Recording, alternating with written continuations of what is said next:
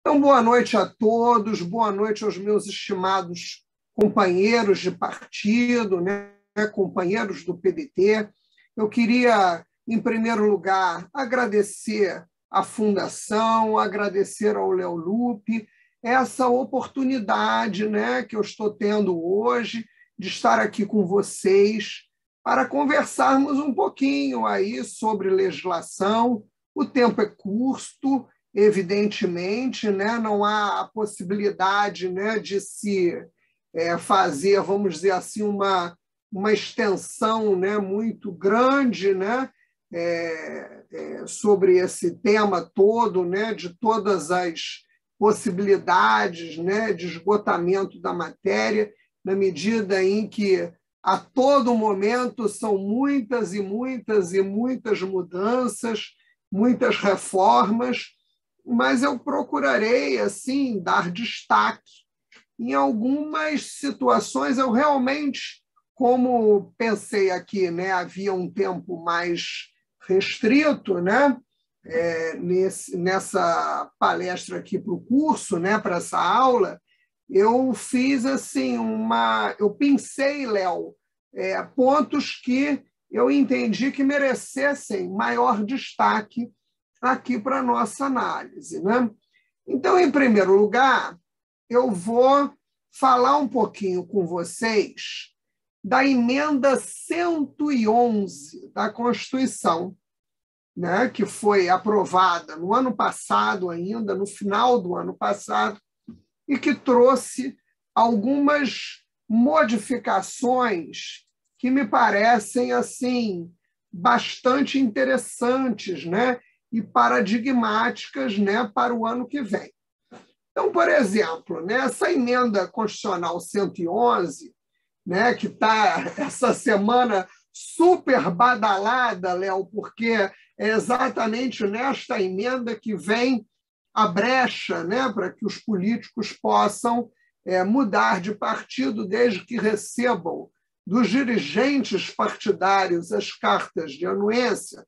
Ela traz dispositivos, né, relativos à vedação à realização de eleições em datas próximas a feriados nacionais.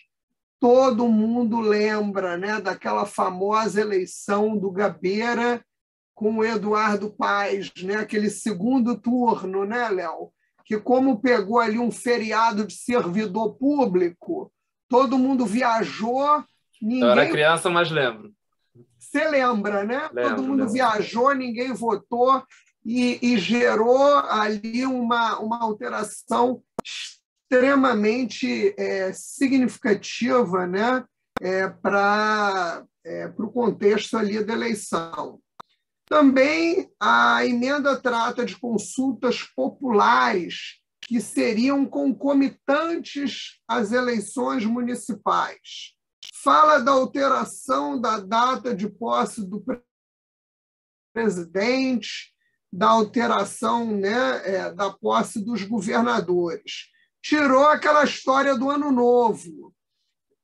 Agora, né, todo mundo vai poder ter Réveillon, porque quem tinha político na família, né, era aquela desgraça todo ano de eleição, que você não tinha festa de Réveillon em casa, porque a posse sempre coincidia, né, Léo, com a história do Ano Novo.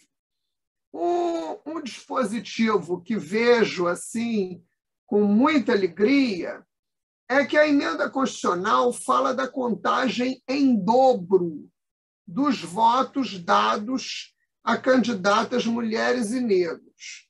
Então, por exemplo, isto é um estímulo, esse dispositivo, para que os partidos não coloquem qualquer mulher, qualquer negro só para cumprir a cota, só para tapar buraco, mas que verdadeiramente procurem colocar mulheres viáveis, companheiros viáveis eleitoralmente. Não adianta nada colocar uma pessoa que tem 2, 3, 4 votos, né? Você precisa colocar um companheiro que precisa ser, né, incluído, um companheiro que precisa ser fomentado, mas que traga voto. A questão é, de certa maneira, muito pragmática. No mundo eleitoral, né, no mundo das eleições, a moeda é o voto, né? E você precisa ter voto, né? Por mais que você possa ser um quadraço, para que você seja viável eleitoralmente e que o partido queira, de fato, investir em você, né? Você passa a ter... Não, Lucas, para o legislativo. Isso é uma maneira de fomentar a participação maior, né? sobretudo das cotas de gênero, das cotas raciais. Né? Não, porque o Senado é majoritária, né? Eleição proporcional, Lucas. Uma outra questão é a inaplicabilidade de penalidades ao partido, por exemplo, incorporador, não é, de questões de fidelidade partidária. A fidelidade partidária, eu já falei para vocês a brecha, né? que a emenda, né, tão citada essa semana, eu mesma a utilizei, né, como advogada, né, no meu trabalho, exatamente nessa perspectiva, né, de você poder, de certa maneira, criar com essas cartas de anuência uma alforria daqueles políticos que precisam sair dos partidos. E, na verdade, às vezes, né, e aqui fala uma pessoa que sempre fui uma ardorosa defensora da fidelidade partidária.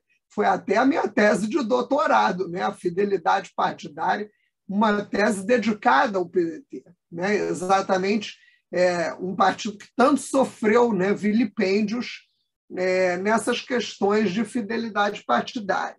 Mas você tem muitas nuances, muitos enfoques na questão da fidelidade partidária.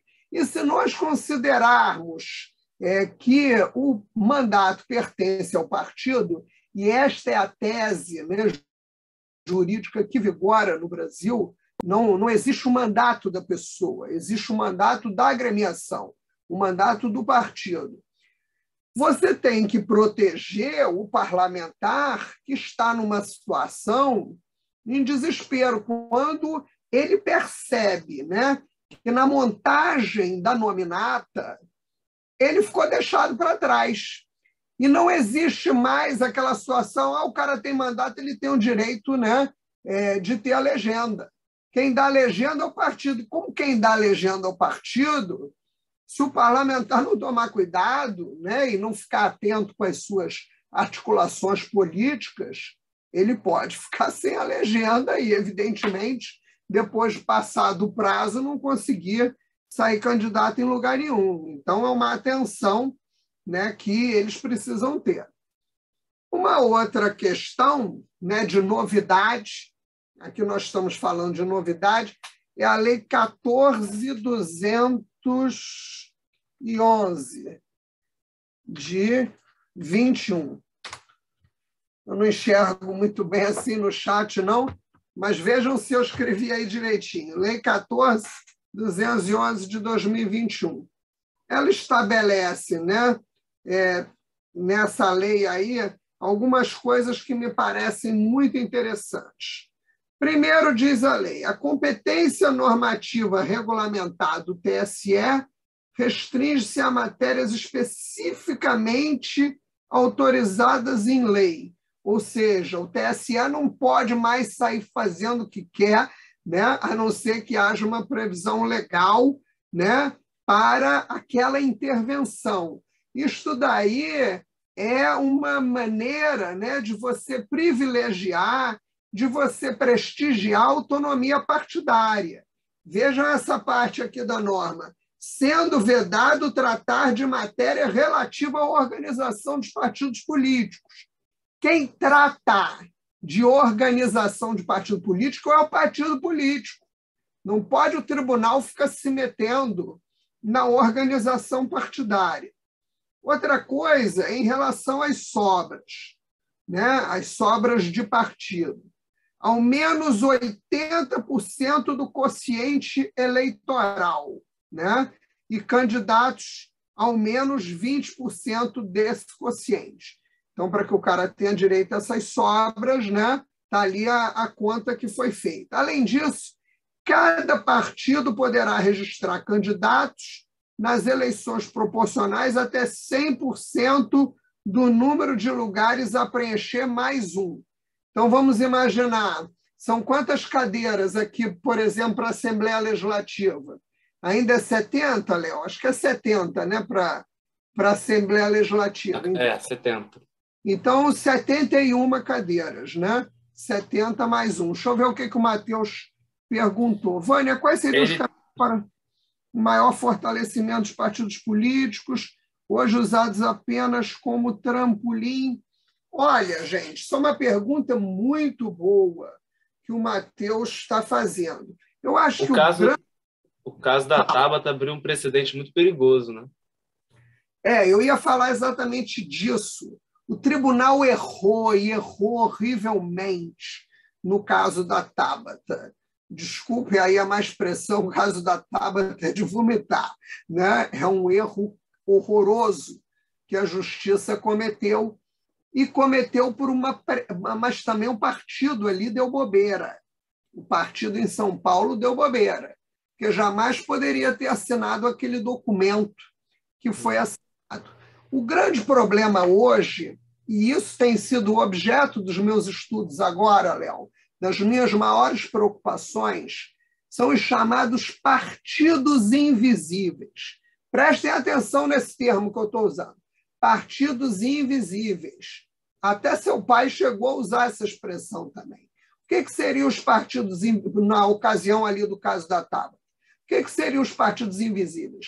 São estes grupos políticos, percebem, que agem na surdina, que agem nos bastidores da política e que funcionam como se partidos políticos fossem, Matheus. Eles arrecadam dinheiro, eles fazem gastos, eles organizam nominatas, eles preparam os candidatos. Eles são, meu filho, como se fossem partidos políticos, só que sem a vigilância da legislação, sem a vigilância da justiça eleitoral. Mal comparando, Léo, é a briga, né, de táxi com Uber, né? Tu imagina, um ali pagando imposto todo bonitinho, né, agindo ali, né, na legalidade, e o outro ali, né, fazendo o que quer.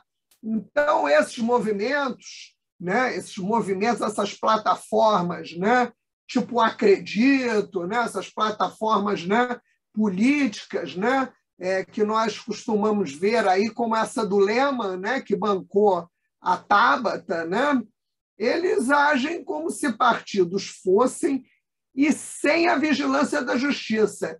E aqui, ao meu sentir, eu vou dizer a vocês onde é que, para mim, é o pior ralo desse problema. É a história do dinheiro. Querem ver um caso, por exemplo?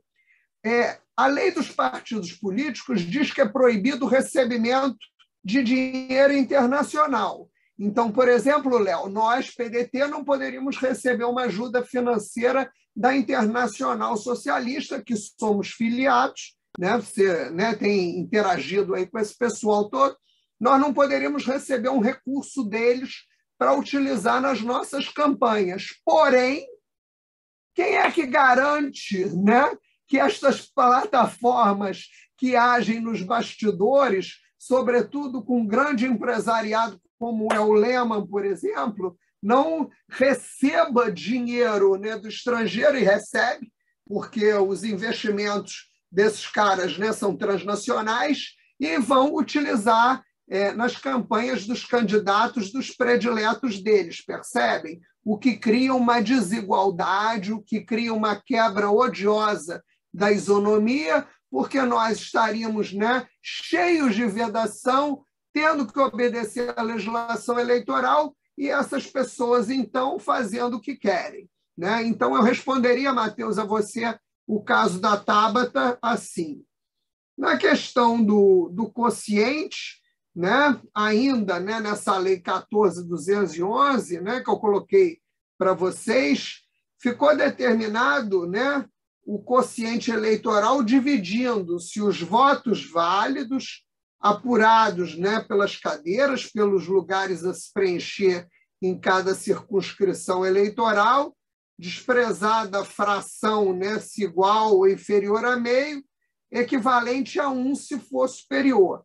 Também se determina para cada partido, né, o quociente partidário, dividido-se pelo quociente eleitoral, o número de votos dados sob a mesma legenda, desprezada a fração. E vão estar eleitos entre os candidatos registrados, né, por um partido, né, que tenha obtido votos em número igual ou superior a 10% do quociente eleitoral, tantos quantos, né, candidatos o respectivo quociente partidário indicar, evidentemente na ordem da votação nominal que cada um desses candidatos tenha recebido, né? Eu vejo que o Renova BR funciona de uma forma um pouco diferente. Eu acredito força muito a mobilização. O Renova BR já segue uma linha de formação política. De qualquer maneira, Matheus, né, esses movimentos eles não podem ter a concorrência, eles não podem ser concorrentes dos partidos políticos. Eles fazem o que querem sem a vigilância, né, da legislação. Então, você cria um problema jurídico, né, e aí, fugindo-se da análise política, partindo para a jurídica, você cria um problema muito grave, filho, que são duas normas diferentes de regência da lei para uma mesma situação. Então, você tem o cara ali protegido, né, pela plataforma, pelo Renova, pelo Acredito, e tem o outro, coitado, que não é, né, ali do grupo. Então, esse tem que obedecer o partido, tem que obedecer as diretrizes partidárias, tem que fazer as coisas, e o outro diz, né, como a Tabata dizia, que obedecia o grupo dela, né? Então, é complicado, né? A lei também 14 falou das sobras, né? Que eu disse a vocês, já tinha falado ali das sobras dos lugares, também na definição dos suplentes, né, da representação partidária, não há a exigência de votação nominal mínima, né, prevista, né, nessa lei.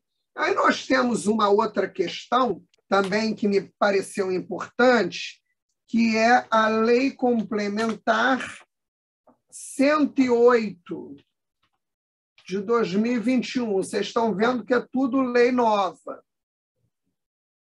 Lei complementar, deixa eu botar aqui para vocês.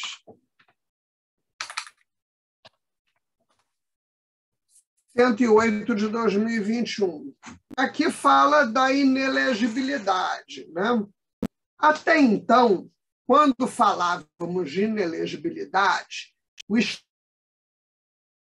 Estatuto das Inelegibilidades estava na Lei Complementar 64, que foi aprovada em 1990. Quando veio a Lei da Ficha Limpa, foi uma lei complementar também, que veio a somar essa lei de 1990, 64, que foi a Lei Complementar 135 de 2010, né? A tão famosa chamada Lei da Ficha Limpa. E agora houve uma terceira lei, né? Depois da Ficha Limpa, que é essa que eu coloco aqui para vocês, né? Então, na lei de 90, era considerado inelegível, por exemplo, os que tivessem suas contas relativas ao exercício de cargos ou às funções públicas rejeitadas por irregularidade insanável ou por decisão irrecorrível do órgão competente, salvo se a questão houvesse sido ou estivesse submetida à apreciação do Poder Judiciário. Era, por exemplo, uma situação de contas, vamos dizer, de prefeito rejeitadas, né, e que você tinha ali uma negativa das contas também, às vezes de um servidor, às vezes de um vereador numa Câmara Municipal, aí você entrava com mandado de segurança, né, no juízo fazendário, né, nas varas de fazenda pública, para garantir, ainda antes do registro de candidatura, através de uma liminar, que o judiciário viesse autorizar aquele registro, ainda que as contas tivessem sido rejeitadas. E, naquela oportunidade, né, a inelegibilidade para esses casos era de 5 anos. Quando veio a lei da ficha limpa, né, a ficha limpa considerou como inelegíveis todos aqueles que tivessem suas contas, né, de exercício de cargo, de função pública rejeitadas, né, por irregularidade insanável, que se configurasse como ato doloso de improbidade administrativa. E muita gente custou a perceber a malandragem que a lei da ficha limpa tinha. Gente, deixa eu contar um segredo para vocês. Toda lei eleitoral ela é feita pelos políticos. Então, por mais rigorosa que ela seja, sempre tem uma brechinha, porque você tem que deixar ali um furo, um buraco, né, para que você possa dar teu jeito, né, Léo? Então, o Torquato Jardim, né, que foi ministro do TSE e foi meu sócio de escritório de advocacia por 15 anos, ele dizia uma coisa muito sábia. É um negócio meio horroroso, mas é muito sábio. Bandido não faz a lei penal, contribuinte não faz a lei tributária, mas o político faz a lei eleitoral. Então, sempre tem uma brecha, né? Então, o que acontece? Você tinha que configurar o dolo. Você podia até ter ali uma ação de improbidade. Eu, por exemplo, tive situações de gente até condenada em improbidade administrativa em 2º grau, 2ª instância, que eu registrei para sair candidato. Por quê? Porque precisava, naquela oportunidade, configurar o dolo. E a inelegibilidade era por 8 anos. O que aconteceu agora com essa lei que eu coloquei para vocês, a 108? Aquela inelegibilidade, né, da linha G, né, que ano passado, por exemplo, na eleição da Marta, eu tinha que cuidar daquela brigalhada toda, né, de propaganda, que não foi brincadeira, da Marta, aqueles ataques, aquela coisa horrorosa. E meus outros clientes eu tinha que dar conta dos registros. E não fugia, o assunto era sempre o mesmo, ou era a linha G ou a linha L, né, da lei de improbidade. E agora esse artigo não vai mais se aplicar aos responsáveis que tenham tido suas contas julgadas irregulares, né, sem que haja imputação de débito, né, e sancionados exclusivamente com pagamento de multa. Se o cara, por exemplo, foi condenado tão somente à multa, né, mas estiver ali consignado, né, que não houve dano ao erário, não houve né, imputação de débito, ele não vai precisar ficar inelegível. Eu acho que isto foi assim um ponto importante, né, na garantia dos direitos políticos. Nós temos que entender, gente, que os direitos políticos eles são subespécie dos direitos humanos. Nós não podemos ficar brincando, né, de moralismo, né, tirando o direito político das pessoas de forma irresponsável, né, com campanhas, às vezes, muito moralistas, né? Não é que a gente esteja defendendo corrupção nem malfeitos, né? Mas vejam que, muitas vezes, né, se erra na dosimetria, se erra na mão. Então, por exemplo, esse exemplo, né, que a gente estava conversando agora, aí do que eu estava falando nas ações de improbidade, com a Lei Complementar 108, tramitava no Tribunal Superior Eleitoral um pedido de aplicação da norma num caso do município de Mostardas, no Rio Grande do Sul, em que um candidato a vereador teve o seu registro indeferido pela incidência da inelegibilidade da linha G, que eu comentava com vocês aí do Estatuto das Inelegibilidades primeiro, né, da Lei Complementar 64. E numa decisão muito recente, de 2 de dezembro agora, né, do ano passado, o plenário do TSE deferiu o registro desse vereador e prevaleceu no julgamento, né, o voto divergente, né, a partir do voto vista do ministro Mauro Campbell. O ministro afirmou que ele não conseguia ver que não estavam presentes elementos que revelassem a existência do dolo, né, que revelassem a existência de um ato doloso de improbidade administrativa que fosse apto a atrair a incidência da inelegibilidade, né, da linha G. Isso foi realmente um grande ganho, né? Uma outra questão, ainda sobre a Lei 14, são 2 questões aqui. Deixa eu botar aqui para vocês. A 14.192, de 21, e a 14.197, de 21, tá? Para o pessoal que está querendo aí anotar as leis.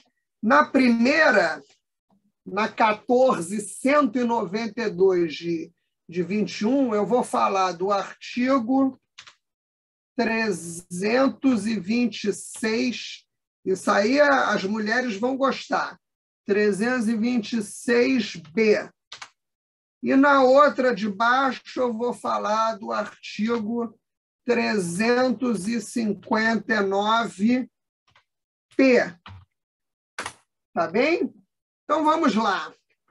O Código Eleitoral, né, ele trouxe uma novidade, que eu, inclusive, num evento com a nossa querida Marta Rocha, no início da semana passada, nós falamos bastante sobre esse artigo, eu e a Marta.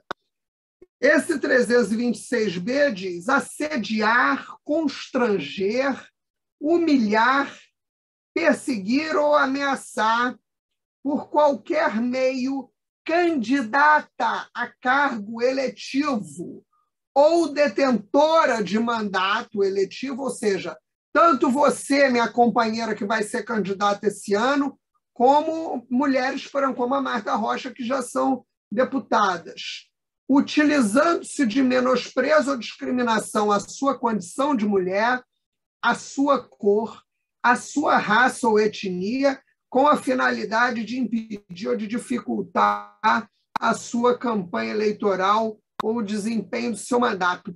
Pena, reclusão de 1 ano a 4 anos e mais multa.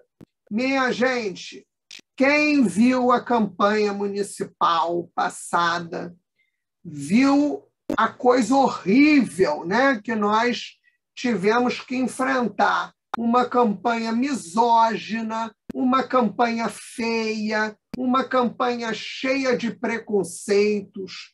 Foram pegar, a Marta nunca foi acusada de nada, foram pegar um romance que ela teve, lá um namorado que ela teve há 30 anos atrás, nem lembrava mais da cara do homem, né? Namorado de 30 anos atrás, né, Léo? A gente nem lembra, né, a cara. 30 anos atrás, não sabe nem mais quem é, né, pô? Foram pegar ali a pessoa fazendo uma campanha horrorosa, misógina.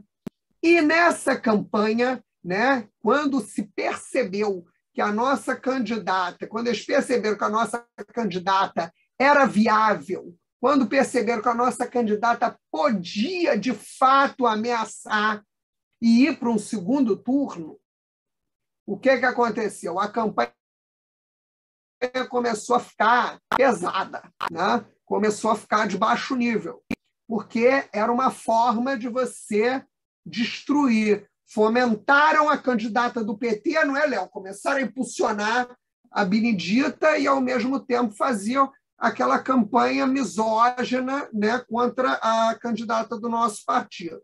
Mas vejam vocês, aquela campanha ela foi tão drasticamente horrorosa que ela instigou a chefe da Procuradoria Regional da República, com assento no TRE, ou seja, a chefe do Ministério Público Eleitoral, a Procuradora Regional Eleitoral, a criar, né, independente do resultado do processo, esqueça o resultado do processo, foi um processo de propaganda que, inclusive, a Marta não conseguiu, né, a condenação do Eduardo naquela oportunidade. Mas o que foi paradigmático, que pela primeira vez na história do Brasil, naquela campanha da Marta, o Ministério Público Eleitoral vai e cria, Léo, o conceito jurídico de violência política de gênero. Foi obra nossa, né, que deflagrou a criação desse conceito de violência política de gênero. E vejam vocês, meus companheiros, estávamos em 2020, né, no fim ali do ano com as eleições. No ano seguinte, 2021, vem na reforma do Código Eleitoral, né, depois de tudo que se observou, né, pelo Brasil afora, né, de tudo que foi feito contra as mulheres, esse artigo. Eu tenho uma opinião pessoal sobre isso. A partir do momento que essas leis de cotas, essas normas que impulsionavam, que fomentavam a participação mais concreta das mulheres na política, sobretudo, inclusive, com estímulo financeiro, né, Léo? Porque começou desde aquela ação que foi levada ao Supremo Tribunal Federal, saiu-se da condição de 5% para 30% do dinheiro do partido para destinação à campanha das mulheres. Não estou falando isso no nosso partido, estou falando de um modo geral na política. Isso gerou uma certa irritação em muitos homens, né? Homens candidatos, que não aceitam, né, uma maior diversidade, né, na cena eleitoral. Né? As cotas elas são muito combatidas. Olha aí, né? A gente está vendo a operação do Congresso para combater as cotas. Quando eles viam, né, aquele dinheiro, aqueles investimentos, aquele esforço partidário com as mulheres, qual era a forma, né, que muitos candidatos tinham, né, para menosprezar, para discriminar, para atacar suas adversárias? Fazendo essas campanhas horrorosas, campanhas misóginas, muitas vezes atacando, né, as mulheres, porque é velha, porque é feia. Né? Ataque a mulher sempre assim, é velha, é feia, ou então ataca a opção sexual, começa a dizer que a mulher é sapatão, que é isso, que é aquilo, que é gorda. Não é? A mulher é tudo, né? Começam a vilipendiar a imagem da candidata, investigar sua vida sexual para expor a mulher ao constrangimento, né? Então, é um ganho importante esse do 326B no Código Eleitoral. E no Código Penal, minha gente, tivemos também o artigo novo, né? Um artigo que eu coloquei para vocês, o 359P, P de Paulo, né? Que é restringir, impedir ou dificultar com emprego de violência física, sexual, violência sexual ou violência psicológica, o exercício dos direitos políticos a qualquer pessoa. Veja que aqui não é só as mulheres. A qualquer pessoa, em razão de seu sexo, raça, cor, etnia, religião e procedência nacional. Tem que tomar cuidado e ficar atacando a religião dos outros. A pessoa tem o direito de ser crente, tem o direito de ser macumbeiro, tem o direito de ser o que for. A gente tem que tomar cuidado no calor, né, da paixão política, né, Léo? Não sair atacando direitos fundamentais, direitos religiosos das pessoas. Vejam vocês, né, sobre essa questão ainda do Código Eleitoral, eu percebi uma brecha ruim na lei. Léo, uma coisa que a lei esqueceu. A lei protegeu, Léo, no 326B, a candidata e a parlamentar de mandato. Mas veja só, Léo, a candidata aqui, nós estamos falando de candidata registrada, candidata depois que passou, né, pelo registro de candidatura.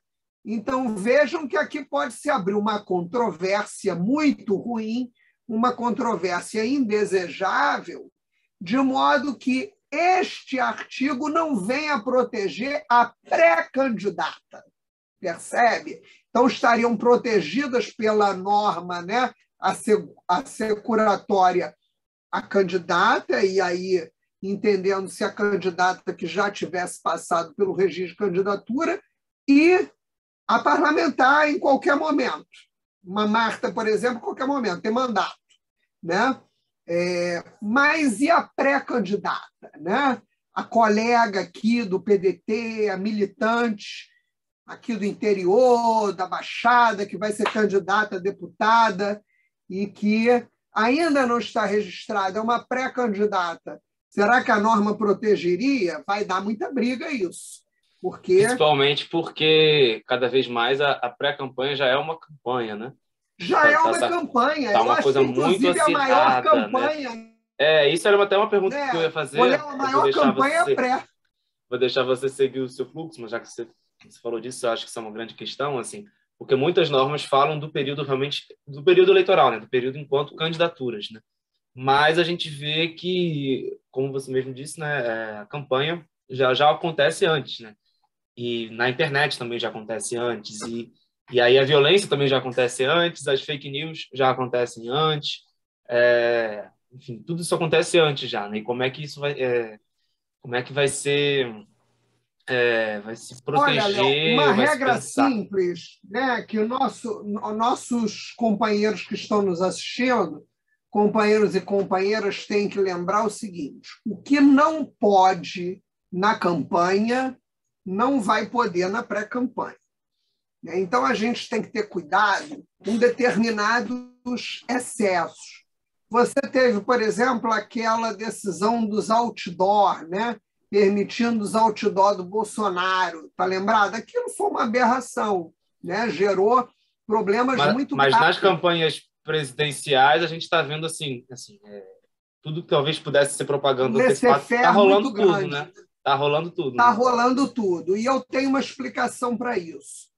O Bolsonaro, né, independente dele ganhar ou perder, paira sobre ele o tempo inteiro, né, paira sobre a nação brasileira o perigo de um golpe de Estado, o perigo de uma ruptura institucional. Então, o tribunal ele pretende agir com bastante rigor no que precisará violentamente ter rigor. Mas pelo menos me parece que vai vigorar muito a liberdade de expressão. Né? Você vai ter a coisa rolando, né? E pontualmente você vai ter o combate do que interessa. O pessoal fala muito do TSE, o que o TSE quer pegar são as milícias digitais. A milícia organizada, a organização criminosa de robôs, que nós fomos vítimas na campanha passada também, e a ação dessas milícias digitais. Então, veja só, o fato de você ter ali o João das Couves no Facebook falando um monte de bobagem, isso daí, Léo, no cômputo geral da campanha, sai no xixi. É claro que se você tiver um advogado chato, né, uma pessoa que se ofendeu imensamente com aquilo e foi ingressar, né, é outra situação. Mas você tem que ter muito cuidado, muita cautela em fazer a distinção do que é o direito constitucional de crítica. Eu posso chegar, vamos imaginar, eu não sou do PDT, eu não gosto do Ciro Gomes, não gosto da política dele, e aí eu começo a reiteradamente criticar e falar mal das propostas políticas dele e das realizações políticas dele. Eu não posso combater essa pessoa. Essa pessoa tem o direito de falar da gente, de criticar nossas posições, de criticar. E não é fake news, né? É apenas um olhar diferente sobre as coisas. Quando se fala em desinformação, né, em campanhas de desinformação em massa, né, eu, por exemplo, né, querer imputar uma mentira terrível, uma conduta criminosa a você, e você não ter meios de defesa. Então, quando você enfrenta um robô, qual é o grande desafio? Quem é que está por trás daquilo? Até que você queira ter um avatar na rede social, você tem que estar registrado. Né? Olha, eu quero ter um avatar da Vaniaeta com o nome, sei lá, né? Penélope, qualquer negócio. Mas eu tenho que estar ali registrada com o meu nome verdadeiro, com a minha identificação, porque se eu começar a falar mal do Léo Lupe, ele precisa, como cidadão, ter o direito de se defender. Ele tem que ter o direito de contratar um advogado, de um advogado conseguir identificar, não é? Quem é o autor daquela postagem, para que ele possa ter o direito de ingressar em juízo. E uma outra coisa que as pessoas todas têm que ter atenção é que a liberdade de expressão não é um passaporte para o cometimento de crimes. Você não pode sair xingando as pessoas, ofendendo, você não pode imputar às pessoas crimes, né? Tem que tomar muito cuidado com isso. Então, aquelas figurazinhas, né, bem tradicionais e conhecidas do direito penal, a injúria, a difamação, a calúnia, isso continua valendo, Rose. Você não pode injuriar as pessoas, não pode difamar as pessoas, você não pode caluniar as pessoas. Isto não é criticar. A crítica política ela tem que ser por outros paradigmas. É que o brasileiro, né, ele gosta de ofender as pessoas. Ah, é ladrão, é isso e aquilo, não sei o quê. Você tem que tomar cuidado com o que diz, porque aí você realmente pode ter uma reprimenda, né, contra você, porque aquilo não é liberdade de expressão, você estava cometendo um crime. E na questão, né, da informação verdadeiramente falsa, como é que a gente combate politicamente a informação falsa? A gente combate a desinformação, combate a informação falsa com mais informação, com informação boa, com informação verdadeira. Então, nós temos que ter um trabalho de comunicação muito bem feito, porque a velocidade é muito grande. Vocês vejam que, às vezes, até o caso do Daniel Silveira, Silvio, ele é um criminoso, esse rapaz. Né? Ele tem que estar, né, com 500 algemas, não, aquelas tornozeleiras, porque ele é um cara, né, de alta periculosidade, ele ataca pessoas, não é? Ele comete as maiores barbaridades. Não é uma coisa só verbal. Ele, por exemplo, há um tempo atrás, antes dessas confusões, ele chegou ali no Colégio Pedro II, aí da região serrana, saiu invadindo tudo, quase bateu no diretor. Você está entendendo? Vânia, eu acho que você está falando do Gabriel Monteiro. Não, estou falando do Daniel Silveira. Tá. Não, porque eu estou misturando aqui, tem o Gabriel Monteiro também. Não, Daniel Silveira é aquele rapaz careca, né? Isso. Que é deputado federal, que é PM. E o Gabriel Monteiro, eu comento para vocês, rapidamente. Aquele escândalo com os garotos, aquilo para mim não dá em nada, porque aquilo dali é um problema que tem que ser visto na Justiça do Trabalho, é um problema trabalhista, né, na qualidade de funcionários deles, sofriam assédio sexual, moral. Né?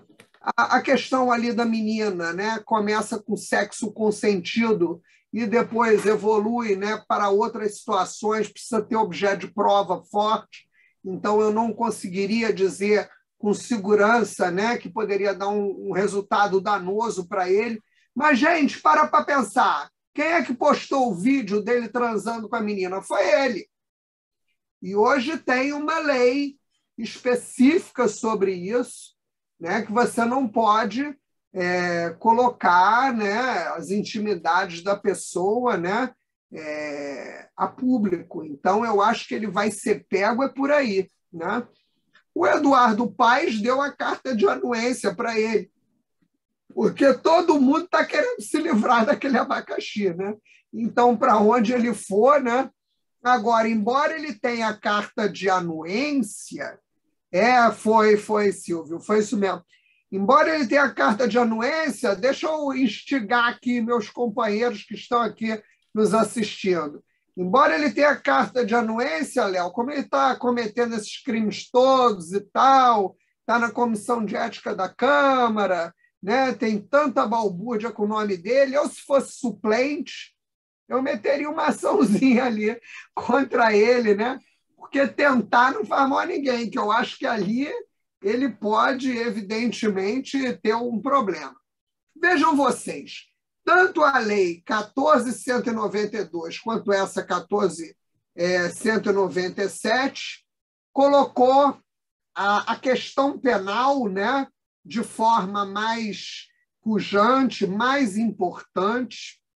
Tem também a questão das pré-candidatas, né, que eu acabei de falar aqui com vocês, a minha preocupação, que eu percebo, né, que as pré-candidatas podem não estar protegidas por esses dispositivos legais que eu falei a vocês. E também, recentemente, nós tivemos a legislação que obrigou a adequação dos estatutos dos partidos, né? Mudou-se o contexto partidário, porque todo e qualquer partido político no Brasil teve que adequar o seu estatuto com normas protetivas à mulher, né? Com normas de fomento, né? À questão das mulheres. Nós tivemos, não tivemos? A Márcia está nos assistindo, as colegas aí, mulheres, nós não tivemos uma reforma estatutária, né? Para fazer adequação nisso no estatuto, ou, de repente, já tínhamos isso, né? Tivemos, a Márcia está aqui, Márcia Bessa, está nos informando que houve, né, incumprimento da legislação eleitoral, a adequação dos estatutos, né, como eu estava falando. O Léo, está aqui, a pré-candidata não seria protegida pela legislação não eleitoral? Não, mas aí entraria essas questões na propaganda, da injúria, difamação e calúnia, Richard. Mas eu estou fazendo apenas o destaque que estes artigos novos, específicos da legislação eleitoral, não protegerão a pré-candidata, mas apenas a parlamentar de mandato e a candidata.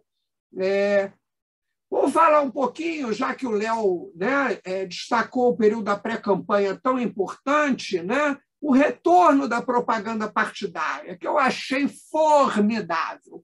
Eu adoro a propaganda partidária, eu acho a propaganda partidária um instrumento espetacular, porque é aí que os partidos vão falar a sua ideologia, aí que o partido vai falar suas propostas. Não é uma propaganda eleitoral, não é que eu estou falando propaganda da Vânia para deputada, do Léo para deputado. Nós estamos falando das propostas do PDT, da ideologia do PDT, né? E sobre a propaganda partidária, né? Vejam só, teve a volta dos que foram por pouco tempo.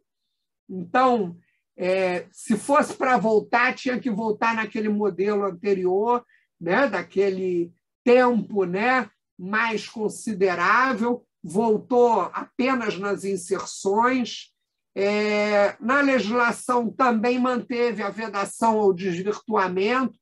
Então, imaginem vocês, eu boto aí uma candidata, um candidato na propaganda partidária, e eu sou do entendimento que o candidato, o pré-candidato, pode participar da propaganda partidária. O Paulo está cantando no TSE em relação a isso, mas eu acho que se a pessoa é do partido, é quadro do partido, não está falando da eleição e não está pedindo voto, não tem por que aquela pessoa não poder participar da propaganda partidária.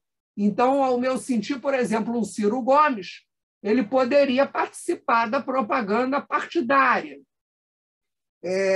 Se o Léo, né, for candidato e quiser participar da propaganda partidária, ele é um quadro jovem do partido, ele tem o direito de participar da propaganda partidária. Outra coisa, representação até o último dia do semestre em que for veiculado o programa impugnado, ou se estiver sendo transmitido nos últimos 30 dias desse período, até o 15º do semestre seguinte. São aqueles prazos, né, estabelecidos pela legislação, né? Tem a questão da compensação fiscal, as emissoras elas não fazem aquilo de graça, né? Todo mundo sabe, embora seja, né, tem aquele nome horário eleitoral gratuito, de gratuito não tem nada, né? Eles têm compensação fiscal, né? As resoluções do TSE, eu agora vou contar aí um segredo para vocês, candidatos. Nós tivemos aí uma mudança nessa eleição. Toda vez que tinha eleição nova, Léo, mudava a lei toda, mudava tudo, mudava as resoluções, mudava os números das resoluções, era aquela desgraceira total. E aí o que aconteceu agora? Você mantém os números das resoluções. Então, Márcia, o número da resolução de propaganda da eleição municipal continua o mesmo, da prestação de contas continua o mesmo, os dispositivos continuam o mesmo, o que facilita o manuseio do advogado, o que facilita o manuseio dos políticos, dos representantes, eles só vão fazer o destaque do que verdadeiramente mudou. Então, isso daí gera um ganho, né, muito grande, até operacional. E o que vai ser a propaganda antecipada, né, que está prevista na resolução da propaganda no artigo 3º-A? 3º-A. Vai se considerar como propaganda antecipada passível de multa aquela que for divulgada antes do tempo, né, extemporaneamente, e cuja mensagem contenha, vejam vocês, pedido explícito de voto, ou que veicule conteúdo eleitoral em local vedado, né? Qual seria o local vedado? Imaginem vocês, hoje mesmo eu estava falando sobre isso, eu quero levar os meus alunos ali da UERJ para conhecer um presídio. E aí eu disse que ia ligar para aquele delegado, o Veloso, né, que estava ali na administração penitenciária, se arrumava para mim, se poderia dar uma palestra, tal, bababá. Aí o meu assistente disse assim, olha, Vânia, não pode, porque ele é candidato. Então, ele já até saiu do cargo, então tem que ver ali de que modo você vai fazer, quem vai poder receber, porque ele não poderia, imaginem vocês, né, dar uma palestra dentro, né, da administração penitenciária do qual ele está afastado, porque já pediu a desincompatibilização. Então, seria um local vedado. Geralmente, as pessoas que estão no exercício do mandato majoritário, elas não têm impedimento de receber pessoas para reunião política. Então, o Bolsonaro, o Cláudio Castro, o Eduardo, Paz, eles podem, né, evidentemente, receber nos seus gabinetes para uma reunião, né? Evidentemente, não podem fazer convenção ali no meio do palácio, né? Mas podem usar daquele horário para uma reunião política. E o uso do nome na gestão pública em excesso da autopromoção? Não, aí você tem realmente conduta vedada ao agente público. É a Lei 9504 de 97, a Lei das Eleições, artigo 73 e seguintes. No caso que o Léo está falando, você pode combater isso por duas vias. Pela via eleitoral, como conduta vedada de agente público, e pela lei de improbidade administrativa, atacando, né, o político que está cometendo a infração pela vara fazendária.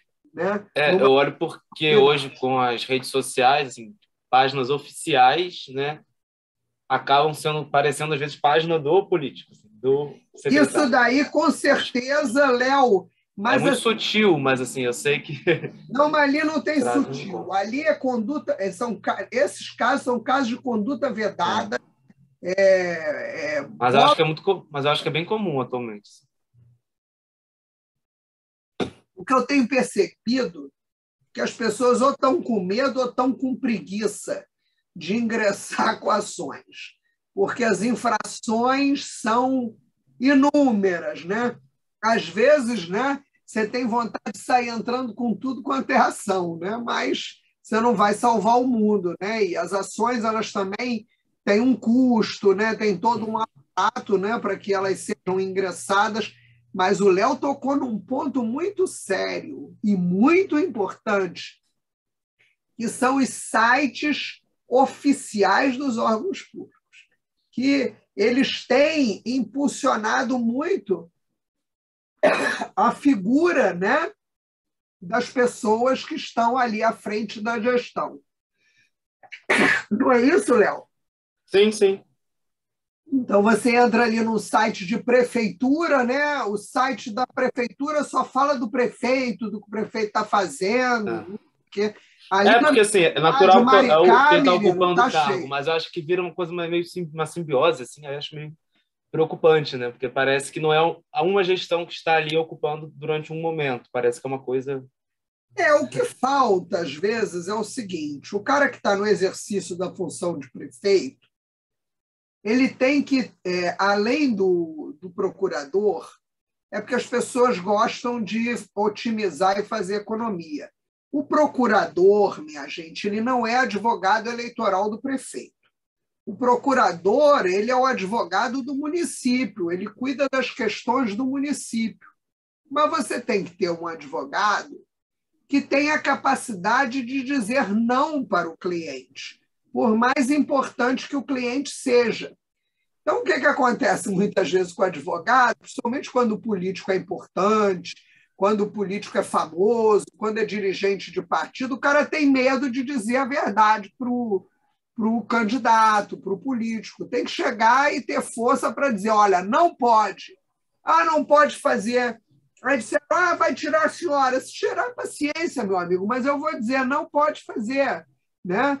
E, às vezes, o cara, até que é procurador indicado, não quer dizer isso, porque fica com medo de perder o cargo e tal. Os marqueteiros fazem muita força para fazerem barbaridades, mas, na hora da desgraça, eles tiram o corpo fora e quem tem que limpar o problema é o advogado.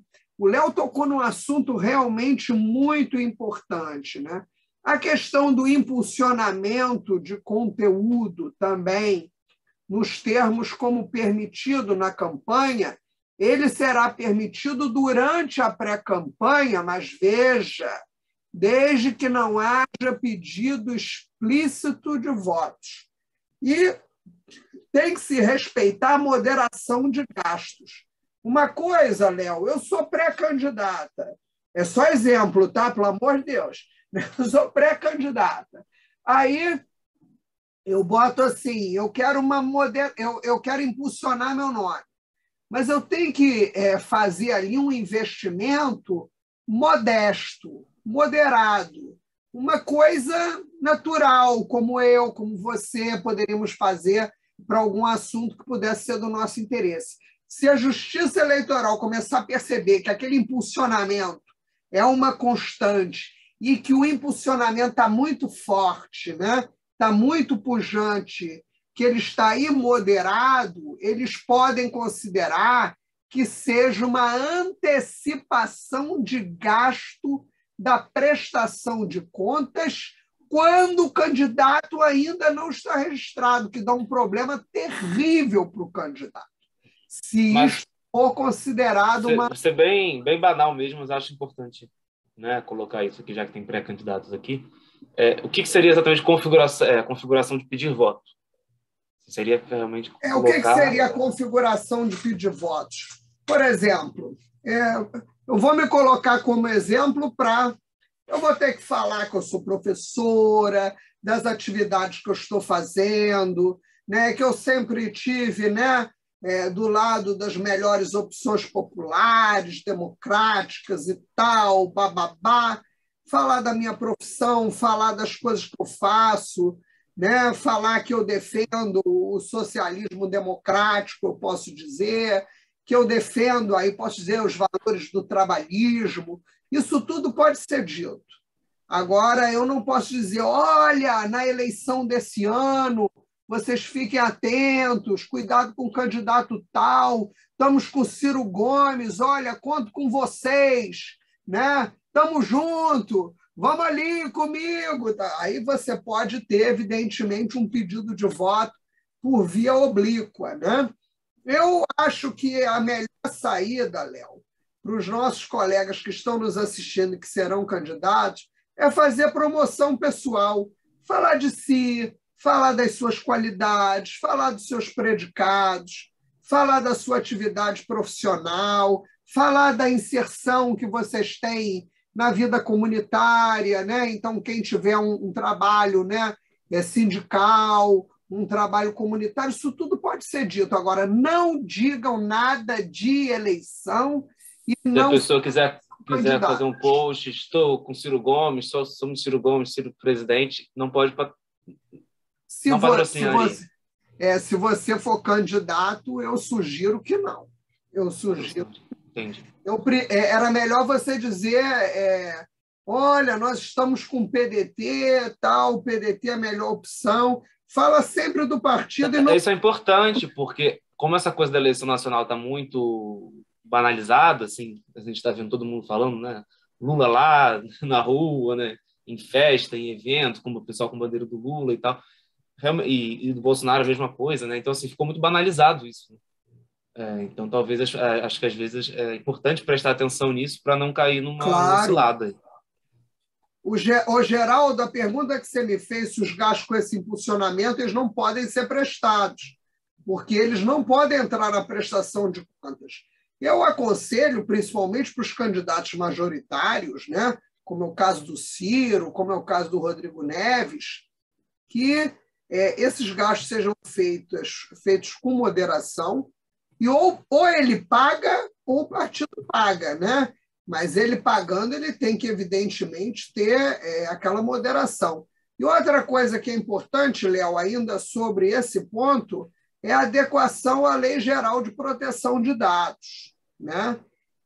Se for do interesse aqui da Fundação, eu, num outro dia, porque isso demandaria, né, uma noite especificamente para isso, se for do interesse do partido, eu falaria da aplicação do LGPD na área eleitoral, né? Porque você tem uma diferença entre os dados sensíveis. O que são os dados sensíveis? Né? Qual é a preferência religiosa da Vânia? Qual é a preferência política da Vânia?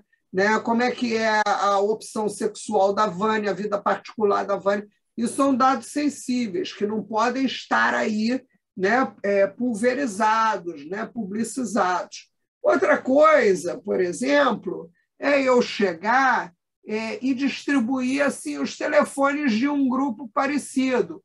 Então, o Richard Souza, que está aqui me perguntando, vamos imaginar que ele seja candidato, e aí ele diga assim, olha, Vânia, me ajuda aí na campanha, me dá os telefones das pessoas que você conhece, o e-mail. Isso não quer dizer necessariamente que eu esteja violando, né, a privacidade dessas pessoas. Como fica o pré-candidato que é dono de página de apoio ao Ciro, não o perfil pessoal, por exemplo.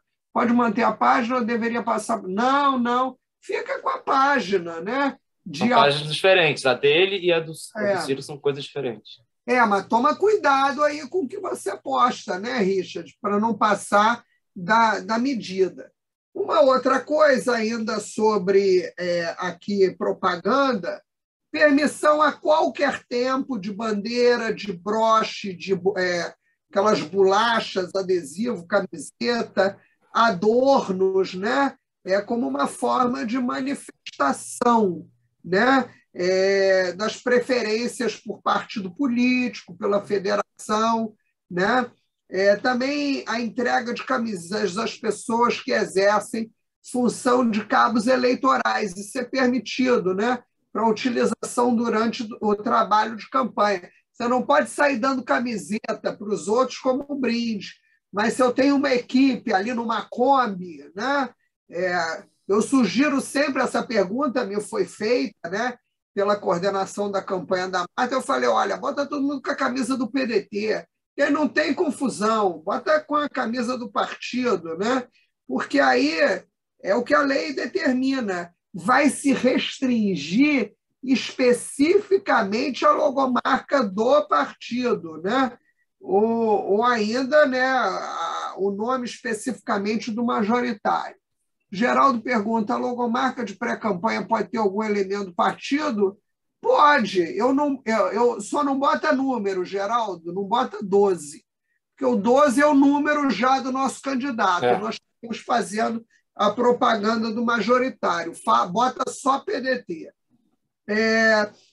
O Silvio perguntou aqui, né?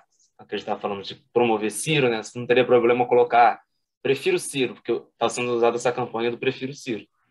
Eu acho uma campanha perigosa, né? Eu não faço essa campanha. Né? Eu acho essa campanha perigosa. Se fosse julgador, eu condenava. Estamos aqui entre nós. Mas, assim, aí ele perguntou aqui, fazer campanhas, por exemplo, do Ciro, porque também tem esses grupos, né? Tem o Agora é Ciro, tem Todos com Ciro, então tem problema a pessoa usar isso? Eu vejo problema nisso, É claro que aí a condução da campanha é que vai analisar, mas se me perguntasse, eu viria problema nisso, né? É melhor botar só Ciro, porque Ciro não é nada, Ciro é o nome de um político do partido. Agora é Ciro. É isso que eu estou falando, é porque a campanha nacional está muito antecipada e está havendo uma anuência muito grande com todos, seja Bolsonaro, Lula, Ciro, prefiro Ciro, está havendo uma anuência muito grande. Mas até que ponto, né, os pré-candidatos também, né, de deputados, né, eleições menores... Também a gente não pode ficar de bobo, né? Se todo mundo... Pois é. Né? A gente não vai ficar de otário não fazer nada, né, Léo? É isso. Mas o receio é esse, que eles fiquem suscetíveis de forma que esses presidenciáveis, obviamente, não estão, digamos assim. Mas isso é um jogo de risco, né? Numa campanha majoritária, numa campanha grande, você tem que também fazer análise de risco. Quando o risco é compensador, né? E quando o risco é um risco muito grande, né? Que aí você tem que ter cuidado. Sabe que já, ainda na resolução de propaganda, traz um dispositivo novo, né? Que é o chamado voo da madrugada, que sempre existiu em véspera, né? Do dia da eleição. O que é o voo da madrugada, Léo? É jogar ali os panfletos, fazer aquela porcariada toda na rua, né? Então, na hipótese de derrame, né, de material, né, você pode ter agora um prazo mais alargado, né, mesmo depois da data da eleição, para uma representação de propaganda irregular. Deixa eu ver se tem alguma outra coisa. Tem uma pergunta aqui, como deve se comportar o pré-candidato ou candidato que é proprietário de empresa de eventos, sonorização e veículos de propaganda? Eu ia devagar, meu filho. Eu ia devagar. Porque isso daí, com certeza, pode ser antecipação de gasto e propaganda antecipada. Porque o cara já começa a colocar veículo de propaganda com sonorização, propaganda. Né? No caso, ele é uma proprietária de uma empresa de eventos. Mas aí ele está trabalhando com Eu tô respondendo se ele estivesse usando esse aparato para a campanha dele. Mas ele pode usar para a campanha dele, para a campanha em si. Pode usar para a campanha dele na hora certa, quando ele estiver registrado como candidato. Porque você vai poder fazer um contrato com a tua própria empresa. Uma coisa é o Luiz da Silva, outra coisa é a PJ Luiz da Silva candidato, e uma terceira coisa é a sua empresa de eventos, sonorização e veículos de propaganda. Você tem aí 3 personagens diferentes. Lembrando que o limite de gastos, né, para as eleições majoritárias é único, né, E os gastos eleitorais de natureza financeira também só podem ser efetuados, né, com identificação de CNPJ, CPF, débito em conta, cartão bancário, ou seja, você tem que identificar, né? Identificar. É proibido aquelas moedas virtuais, né, para gastos, né? Deixa eu ver uma outra coisa interessante. Então, assim, o que é de promoção pessoal pode, né, desde que também com uma dosagem, né, para não exagerar. Com a moderação. No patrocínio, O grande problema, Leozinho, é a tal da justa medida, né? Que as pessoas não têm a justa medida, né? O que é a justa medida? A justa medida ela tem que trazer a perspectiva da prudência. Você tem que perceber que, às vezes, você está puxando o elástico, né, demais e depois você vai ter problemas graves na tua eleição. Porque existe, mesmo, por exemplo, um candidato aí do interior no outro dia me ligou. Mas, olha, era uma propaganda, Léo, barbarizante. O negócio era horrível. Oferecia corte de cabelo, oferecia tudo. Aquilo dali era aquele clientelismo, né? Injeção na veia, dava dentadura, dava tudo. Era uma desgraceira. Né? Uma pessoa conhecida nossa aí de interior. Aí eu cheguei e disse assim, lógico que isso é proibido, você não pode fazer isso. Aí ele disse, doutora Vânia, mas acontece, olha só a malandragem do político, às vezes acho que é esperto. Para o patrocínio de uma ação de investigação judicial eleitoral, eu preciso estar necessariamente registrado como candidato. Se eu for pré-candidato, nada vai me acontecer. Eu falei, engano seu. Existe uma coisa na justiça chamada tutela antecipada. Então, a pessoa que vai te denunciar vai fazer um pedido com tutela antecipada para que aquela situação pare, né, para que a justiça tome uma medida emergencial para cessar o ilícito e aquele caso fica cautelado para quando você se registrar, depois você já está com aquele incidente gravado ali na justiça. Deixa eu ver aqui a pergunta do Matheus. Movimentos Renova, acredita a solução seria o banimento desses movimentos? Não, meu amor, não seria o banimento desses movimentos, mas a regulamentação desses movimentos. Nós não podemos, né, banir nada, porque isso seria tentatório, né, às liberdades democráticas. Mas o que eu proponho é a regulamentação, porque o partido político não é regulamentado. O partido político não faz o que quer. Ele não tem que obedecer a uma série de condicionantes legais, a uma série de condicionantes da legislação eleitoral. Esses movimentos não podem ficar nessa política do laissez-faire, fazendo o que eles querem, enquanto a nós, partidos políticos, né, nós temos, né, imposição de tantas vedações. Então, é aquilo que eu falava ainda há pouco para o Léo. É uma injustiça na medida em que você, para situações análogas, para situações idênticas, você vai ter duas normas diferenciadas de regência eleitoral, o que fere um dos princípios cardeais do direito eleitoral, que é o princípio da par condicio, que significa a igualdade de condições entre candidatos que disputam o mesmo pleito.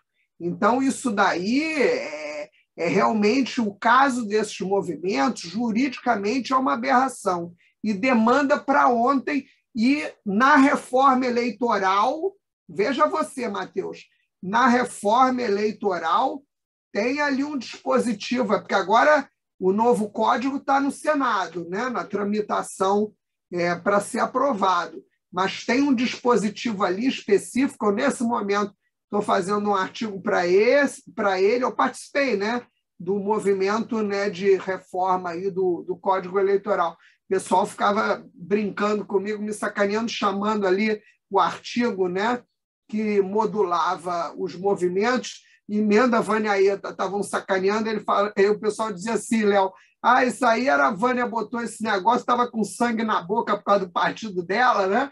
Por causa da Tabata. Mas eu confesso a vocês que a primeira coisa que eu pensei na reforma eleitoral, eu falei, não, tem que fazer alguma coisa para dar uma trava nesses movimentos, né? Alguma coisa tem que ser feita. E eu achei que o artigo é bem explícito. Depois eu mando para vocês, eu vou mandar para o Léo, ele pode depois né, fazer com que todos recebam, né? O novo código ainda não foi aprovado, né? Ele está ainda em tramitação, foi aprovado na Câmara dos Deputados e, nesse momento, segue, né, o curso natural no Senado Federal. Eu acredito que este dispositivo que nós conseguimos aí plantar em relação aos excessos cometidos por esses movimentos não vai ser tirado no Senado, se Deus quiser. É isso, gente. Tem mais alguma pergunta? Alguma outra questão? Léo? Vamos ver se as pessoas perguntam mais alguma coisa agora, assim, para terminar, né? Mas eu acho que realmente, assim, acho que pesou muito isso, né? Eu acho que essa antecipação da campanha eleitoral, né? E você tem essa situação. No caso, por exemplo, do Prefiro Ciro e do Todos com Ciro, né? No caso, são coisas que já estão acontecendo, né? Não é o pré-candidato que está fazendo isso. Claro. Então, ele, por exemplo, ele ir no evento e vestir a camisa, não tem problema, postar uma foto. O problema seria, no caso, patrocinar, enfim, fazer usar os mas ele pode entrar como beneficiário, né?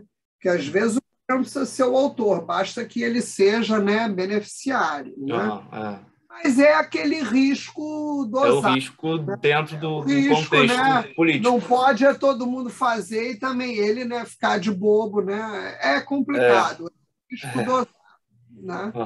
É isso, gente. Olha, eu queria aqui agradecer a oportunidade, né? Não tem mais o Geraldo. O Geraldo ele vai dar um exemplo aqui, mas enfim.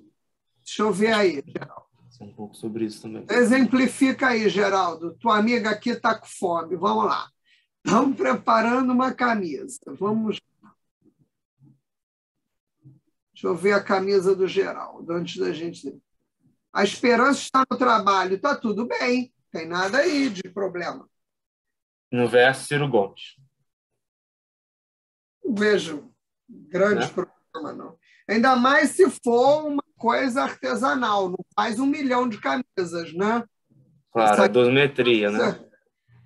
A dosimetria do negócio, Geraldo. Você está fazendo ali para o teu grupinho, né? Então, a grande questão é que ele quer usar isso como uma frase de pré-campanha. Não faça isso não, Geraldo. Ou você mas ele não pode usar a mesma para a campanha. Não, de pré-campanha. Ele não pode usar a mesma da pré para a campanha. Tem que ser slogans diferentes. Ai, Luiz, Deus me livre essa gente toda me ligando o dia inteiro. Um pouco de mim, hein, cara? Os slogans têm que ser diferentes, né? Não pode usar o mesmo slogan, logomarca, já na pré-campanha para a campanha. Né? Não, Geraldo, eu não fico respondendo ninguém assim, não, meu amigo. Deus me livre vocês me ligando. Eu não quero ninguém me ligando para tirar dúvida, não. Tá doido, cara? Tem o jurídico do PDT, todo... Não, mas sabe o que é? Não é má vontade. Não é má vontade. Sou uma pessoa muito ocupada. Eu trabalho muito. Tenho muita coisa para fazer. E eu, menino, se eu já vejo, eu só atendo o telefone quando é coisa séria, cara. Senão nem atendo, né? Senão não vivo, meu filho, né? Espera aí que tem aqui. Não, é isso mesmo. Né, Maiara? Esse pessoal não gosta de mim, não, Maiara. Tá doido? A pessoa fica... Quantos candidatos são, Leozinho? 100 e... Aqui, não, mas no partido ao todo, acho que tem 70. 70, né? Para estadual. Todo. Geral tem mais, né? Não, de tudo, eu acho. Tudo? Já pensou? Eu acho que sim. Ô, Geraldo, 70 pessoas me ligando o dia inteiro, Deus me livre, cara, tá maluco, tá doido. Olha, eu posso até colaborar para fazer uma cartilha, aí sim. Né? Acho que é legal. Márcia, a gente pode fazer uma cartilha, pode fazer um material, né, para distribuir ali para os militantes, para os colegas, fazer um material didático, né, porque aí é melhor. Né? A Márcia ajuda, aí a gente faz, aí até pela pela fundação, que aí é melhor. Ótimo, com certeza. Só a última Tá que ele perguntou, fazer uma camisa com o número 12 sozinho nas costas. Como é que é? Uma camisa só com o número 12, mais nada. Olha, se for uma camisa PDT 12 sem nada, Ele mas disse só o 12, sem mais camisa nada. com o número 12, né? Número 12 é o número do candidato já. Mas sem nada? Sem nada é o número 12. 12 pode ser o 12 até E se for uma camisa de futebol adaptada? 12. Né? 12 pode ser até o número do futebol, né? Isso aí com certeza, Matheus. Eu, inclusive, estou querendo publicar isso na revista do TSE. É isso. Então é isso. Obrigado, Vânia. Muito obrigado pela sua Léo, disponibilidade, muito obrigada. pela aula. Adorei ficar aqui com vocês essa noite. Obrigada mesmo. Obrigada a todos que nos assistiram, aos companheiros queridos. Né? Vamos fazer depois muita campanha juntos. Eu sou boa panfleteira, hein? Eu sou boa panfleteira. Ganho muitos votos na rua. Vamos panfletar juntos. Tá bem? obrigado a todos. Saudações pedetistas para todo mundo. Tá bem? Obrigado a todo mundo. Boa noite. Um beijo grande. Até a vitória.